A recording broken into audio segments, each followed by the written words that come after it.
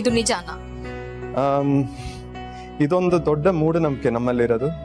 ಇದರಲ್ಲಿ 2 ತರ ನೋಡ್ತೀವಿ ನಾವು. ಒಂದು, ಡಯಾಬಿಟಿಸ್ ಇಮಿಡಿಯೇಟ್ ಆಗಿ ಡಿಟೆಕ್ಟ್ ಆಗಿದೆ ಅಂತವ್ರು ನನ್ನ ಕಣ್ಣಲ್ಲಿ ತೊಂದರೆ ಇಲ್ಲ, ನಾನು ಶುಗರ್ನ ಇನ್ಮೇಲೆ ಕಂಟ್ರೋಲ್ ಮಾಡ್ಕೊಂತೀನಿ, ನಾನು ಡಾಕ್ಟರ್ ಹತ್ರ ಹೋಗೋದು ಬೇಡ ಅಂತ ಹೇಳ್ಬಿಟ್ಟು ಕಣ್ಣಿನ ಚೆಕಪ್ ಮಾಡಿಸ್ಕೊಂಡೆ ಹಾಗೆ ಇದ್ದು ಬಿಡ್ತಾರೆ.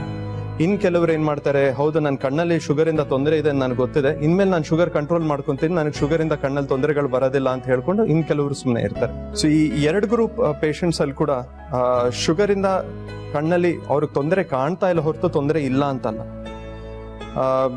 ಈ 2 ಗ್ರೂಪ್ ಪೇಷಂಟ್ಸ್ ಅಲ್ಲೂ ಇನ್ನೊಂದು ಮುಖ್ಯವಾದ ಪ್ರಾಬ್ಲಮ್ ಏನಂದ್ರೆ, ಅವರು ಶುಗರ್ ಪತ್ತೆ ಹಚ್ಚಿದಾಗ ಅವ್ರಿಗೆ ಎಷ್ಟು ದಿನದಿಂದ ಶುಗರ್ ಇದೆ ಅಂತ ಅವ್ರಿಗೆ ಗೊತ್ತಿರೋದಿಲ್ಲ.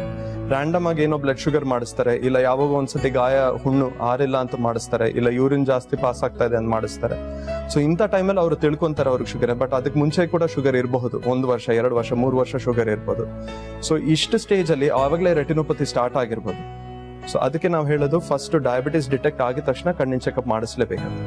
ಇನ್ನು 2ನೇ ಕ್ಯಾಟಗರಿ ಪೇಷಂಟ್ಸ್ ಅಂದ್ರೆ, ನನಗೆ ಶುಗರ್ ಇಂದ ಕಣ್ಣಲ್ಲಿ ತೊಂದರೆ ಇದೆ, ನಾನು ಶುಗರ್ ಕಂಟ್ರೋಲ್ ಮಾಡ್ಕೊಂತೀನಿ, ಇದು ತನ್ಪಾಡ್ಗೆ ಅದೇ ಸರ್. ಡಯಾಬಿಟಿಕ್ ರೆಟಿನೋಪತಿ ಒಂದ್ಸತಿ ನರಕ್ಕೆ ಅಫೆಕ್ಟ್ ಆದ್ರೆ ಅದು ಡಯಾಬಿಟಿಸ್ ಒಂದೇ ಅಲ್ಲ, ಕಣ್ಣಿನ ತೊಂದರೆ ಕೂಡ ಆಗೋಗುತ್ತೆ. ಸೊ ಅಲ್ಲಿ ನಾವು ಕಣ್ಣಿನ್ಗೆ ಸಪರೇಟ್ ಟ್ರೀಟ್ಮೆಂಟ್ ಕೊಡ್ಲೇಬೇಕಾಗುತ್ತೆ.